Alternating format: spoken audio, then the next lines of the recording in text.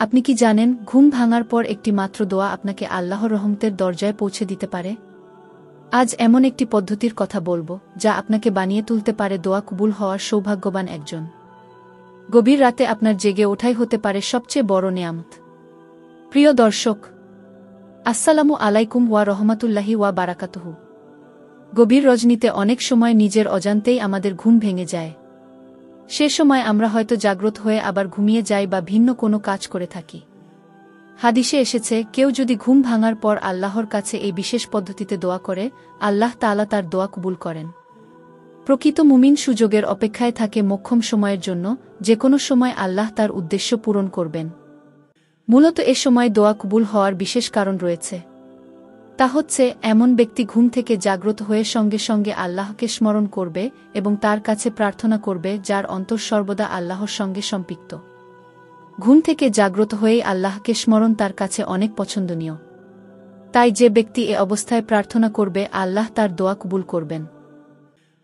হাদিসে এসেছে, ওবাদাহ ইবনে শামিত রাজিয়াল্লাহু আনহু থেকে বর্ণিত, তিনি বলেন, নবী সাল্লাল্লাহু আলাইহি ওয়াসাল্লাম বলেছেন, যে ব্যক্তি রাতে জেগে ওঠে দোয়া পড়ে, লা ইলাহা ইল্লাল্লাহু ওয়াহদাহু লা শারিকা লাহু, লাহুল মুলকু ওয়া লাহুল হামদু, ওয়া হুয়া আলা কুল্লি শাইইন কাদির, ওয়া সুবহানাল্লাহি ওয়াল হামদু লিল্লাহি ওয়া লা ইলাহা ইল্লাল্লাহু ওয়াল্লাহু আকবার, ওয়ালা হাওলা ওয়ালা কুওয়াতা ইল্লা বিল্লাহ।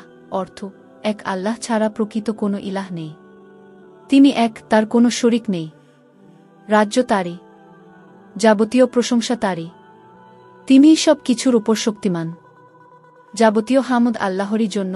আল্লাহ তাআলা পবিত্র, আল্লাহ ছাড়া সত্য কোনো ইলাহ নেই।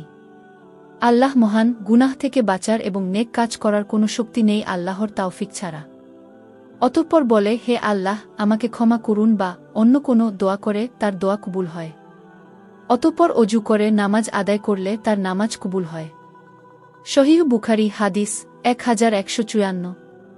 তবে এই দোয়া কবুল হওয়ার জন্য শর্ত হচ্ছে ঘুমানোর আগে পবিত্রতা তথা অজুর সঙ্গে ঘুম যাওয়া, যেমনটি অন্য আরেক হাদিসে এসেছে। মুয়াজ ইবনে জাবাল রাজিয়াল্লাহু আনহু থেকে বর্ণিত, নবী সাল্লাল্লাহু আলাইহি ওয়াসাল্লাম বলেছেন, যে মুসলিম ব্যক্তি পবিত্র অবস্থায় ও মহান আল্লাহকে স্মরণ করে রাত কাটায়, ঘুমায় এবং রাতে জেগে আল্লাহর কাছে দুনিয়া ও আখিরাতের কল্যাণ লাভের দোয়া করে, আল্লাহ তাকে তা দান করেন। সুনানে আবু দাউদ হাদিস 5042। এখানে লক্ষণীয় বিষয় হচ্ছে, বান্দা ঘুমের ঘোরে থেকেও তার সৃষ্টিকর্তাকে ভুলে না। সে সময় আল্লাহকে স্মরণ করে এবং আল্লাহর কাছে প্রার্থনা করে। এটাই আল্লাহর কাছে অনেক পছন্দনীয় আমল।